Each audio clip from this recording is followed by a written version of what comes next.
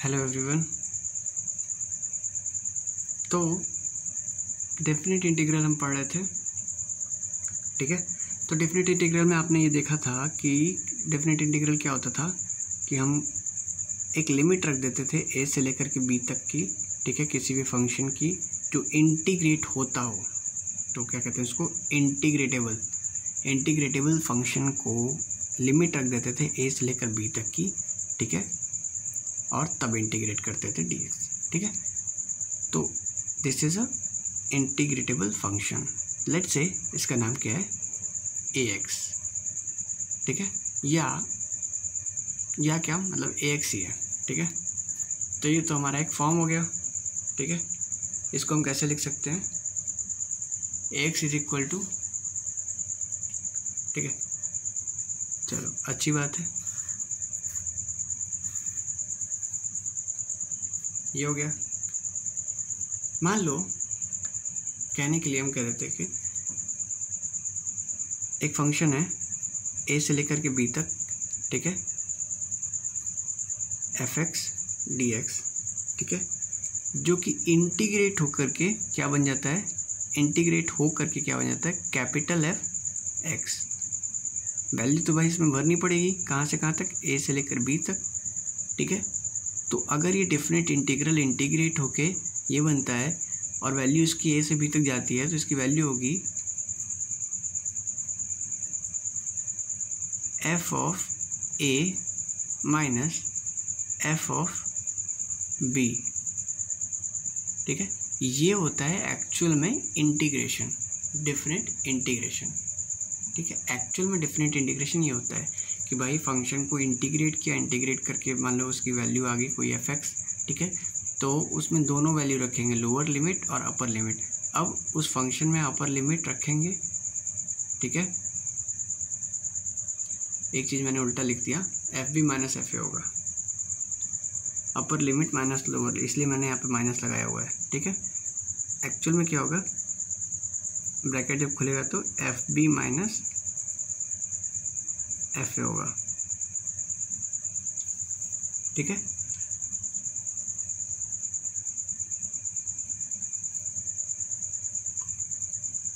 पहले ऊपर वाली वैल्यू आती है, फिर नीचे वाली वैल्यू आती है, ठीक है। पहले ऊपर वाली वैल्यू है, फिर नीचे वाली, और अगर पहले ए और बी इस टर्म में लिखना है तो माइनस पहले लगा दीजिए। देखिए यहाँ माइनस लगा हुआ है तो माइनस पहले लगा दीजिए, ठीक है। तो चलो इसके ऊपर एक एग्जांपल कर लेते हैं ताकि हमें ये चीज़ें पूर्णतः क्लियर हो जाए, पूरी तरह से क्लियर हो जाए, ठीक है। तो भाई एग्जांपल देखेंगे। मान लो हमें इंटीग्रेट करने के लिए क्या है, क्या x square D x from 1 से लेके 2 तक, ठीक है। एक्स स्क्वायर का इंटीग्रेशन जल्दी से बता दो क्या होता है, ठीक है, सोचना भी नहीं पड़ेगा, एक्स क्यूब बाय 3 होता है।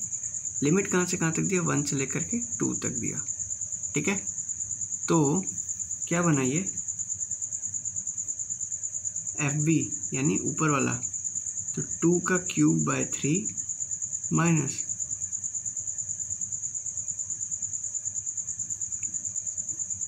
1 का क्यूब बाय 3, ठीक है। कर सकते हैं ऐसे, बिल्कुल कर सकते हैं, कोई हर्ज ही नहीं है। तो 2 का क्यूब क्या होता है बताओ, 2 का क्यूब होता है 8, 2 2 4 2 8, 8 बाई 3 माइनस 1 बाय 3, ठीक है।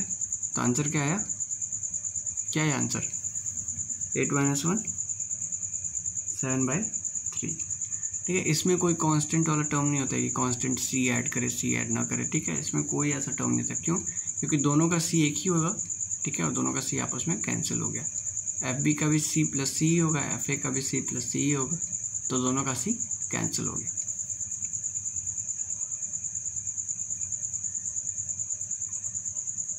आंसर आ गया अपना 7 बाई 3, ठीक है। तो समझ में आ गया होगा क्या कह रहा हूँ मैं, क्या कहने की कोशिश कर रहा हूँ इसके थ्रू, ठीक है।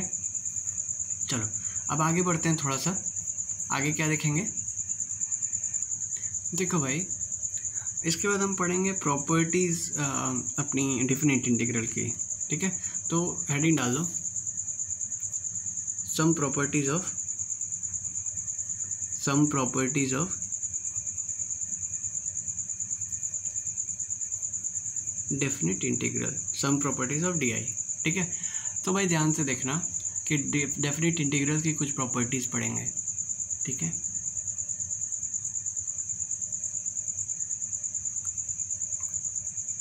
वैसे तो मैं कोशिश करता हूँ अपनी हर चीज़ एनसीईआरटी की हो।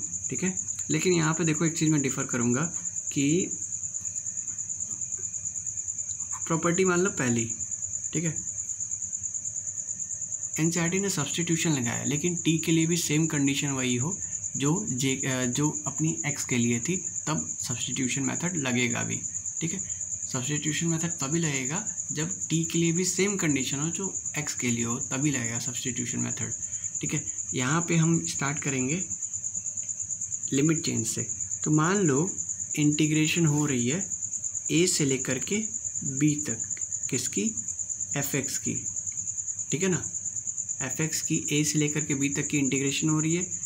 तो इसको क्या लिख सकते हैं, मान लो एफ एक्स इंटीग्रेट होके ये हो गया कैपिटल एफ एक्स। ठीक है, तो हो जाएगा एफ एक्स ए से लेकर बी, यानी कि F B minus F A. ठीक है,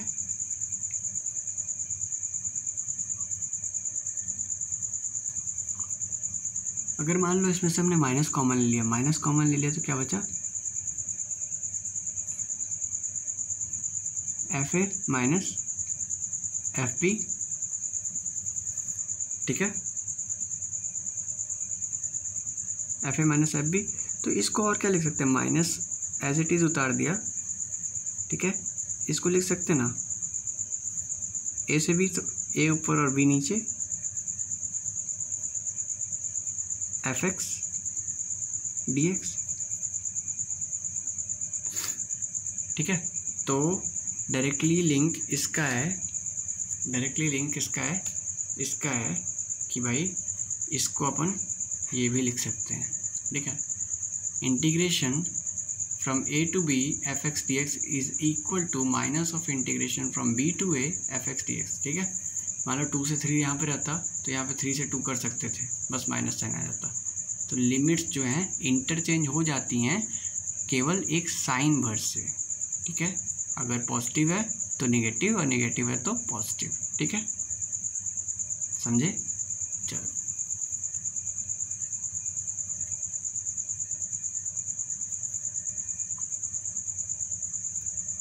अच्छी बात है। अब नेक्स्ट प्रॉपर्टी पढ़ते हैं, प्रॉपर्टी नंबर 2। अच्छा, प्रॉपर्टी नंबर 2 से जाने से पहले यहाँ पे एक और बात जान लो कि अगर, ठीक है, अगर इफ b बराबर a हो जाता, b भी a के बराबर हो जाता, तो a से a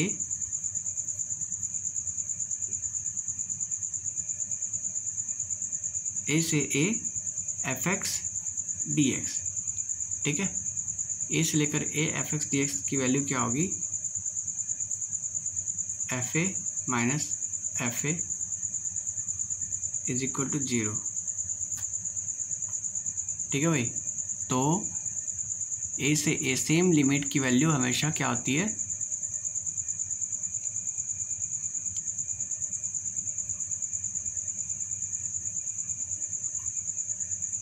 अगली प्रॉपर्टी क्या थी, प्रॉपर्टी नंबर 2 देखना। कहता है कि मान लो लेट अपना c जो है, c कोई नंबर है जो कि इसके किसके बीच में आ रहा है, अपने लिमिट्स a और b के बीच में आ रहा है। ठीक है, जैसे कि 100 और 50 के बीच में आता है 75। ठीक है, वैसे ही यहाँ मान लो a सबसे छोटा और b सबसे बड़ा, इन तीनों में। ठीक है, तो c lies between a and b। ठीक है,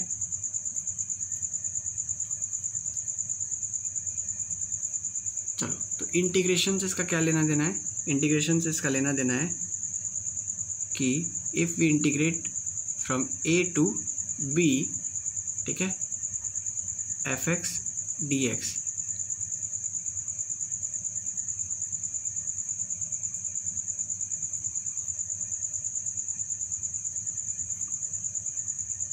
तो इसको क्या लिखेंगे, ए से लेकर सी तक। अब देखो सी बीच में कहीं आता है तो सी तक लिखेंगे F X D x, plus यहाँ पे लिखेंगे सी से लेकर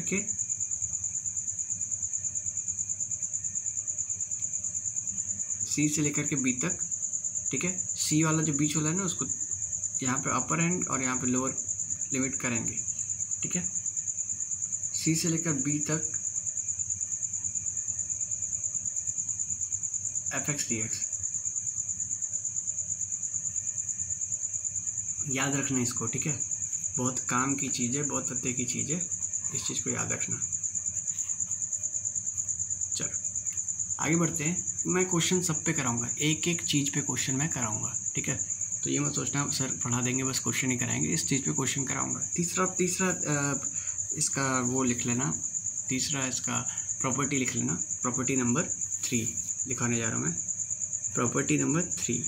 तो प्रॉपर्टी नंबर 3 क्या कहती है भाई, इंटीग्रेट किया अगर किसी भी फंक्शन को इंटीग्रेट किया कहाँ से कहाँ तक, ए से बी तक।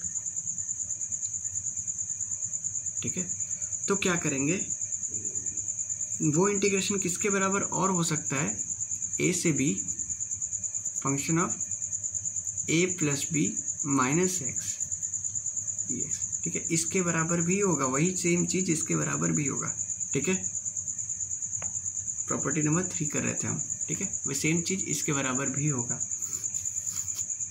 तो मतलब क्या है इसका, मतलब मैं समझाता हूँ। तो ध्यान देना कि चलो इसका प्रूफ बहुत ज़रूरी है, तो इसका प्रूफ कर लेते हैं। मान लेते हैं लेट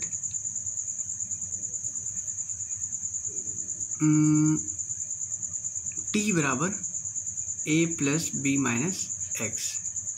ठीक है ना भाई, टी बराबर ए प्लस बी माइनस एक्स। तो देखो ध्यान से, अगर x बराबर a रहेगा,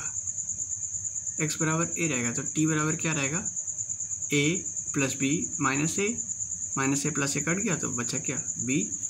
और x बराबर b रहेगा तो t बराबर क्या रहेगा,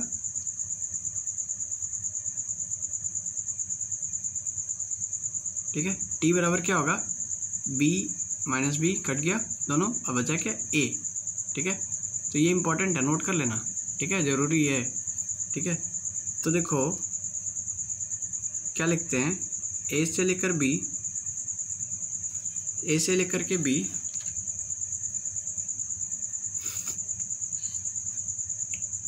अच्छा एक चीज़ और देख लो, यहाँ पे डिफ्रेंशिएट करेंगे दोनों साइड, तो डी टी बराबर क्या हो जाएगा, माइनस ऑफ डी एक्स। ठीक है, या डी एक्स बराबर माइनस ऑफ डी टी। ठीक है ना, पुट करेंगे यहाँ पे,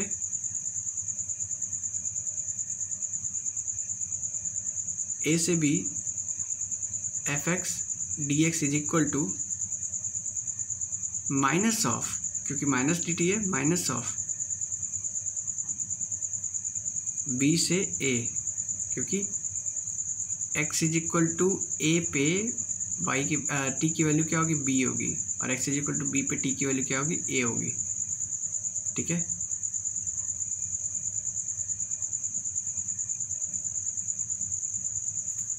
सॉरी एक्स पहले नहीं आएगा, ए प्लस बी माइनस टी आ जाएगा डी टी। यहाँ पे एक्स इधर ले आओ, टी इधर ले आओ, एक ही बात होती है ना। एक्स की जगह हमने क्या रख दिया, टी रख दिया, बस और कुछ नहीं रखा। तो ध्यान से देखो हुआ क्या, यहाँ खिचड़ी क्या पकी। ठीक है, खिचड़ी ये पकी भाई कि देखो मैंने लिखा ए से लेकर के B F X D X, ये लिख के लेके आया, ये लिख कर लेके आया माइनस ऑफ बी से लेकर के A F A plus B minus X D X. ठीक है, रिप्लेस करेंगे भाई, हमने क्या माना था, x को क्या माना था, t माना था, sorry a plus B minus T माना था। ठीक है। A plus B minus X is equal to D X is equal to minus D T आया था, तो डी एक्स की वैल्यू, एक्स की वैल्यू सब कुछ चेंज कर देंगे, तो क्या आ जाएगा, माइनस ऑफ बी से A function A plus B minus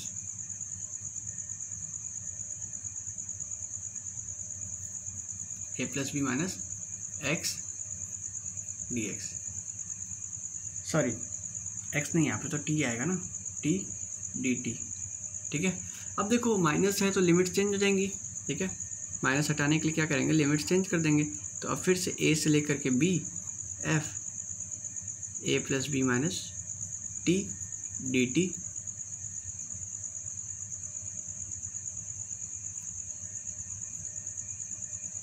ठीक है।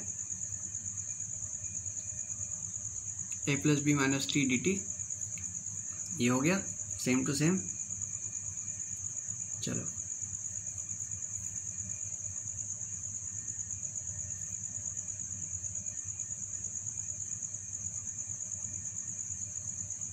तो इसको ऐसे क्या सेम टू सेम लिख सकते हैं, टी की जगह अगर एक्स होता है तो ए से लेकर के बी,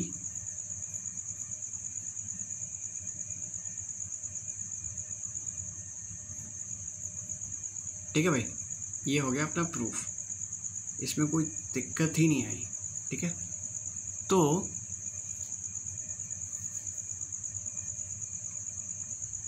अपने नेक्स्ट वीडियो में मैं आगे के प्रॉपर्टीज़ को डिस्कस करूंगा और डेफिनेट इंटीग्रल या इंटीग्रल का खेल यहीं पे ख़त्म हो जाएगा, ठीक है। Thank you.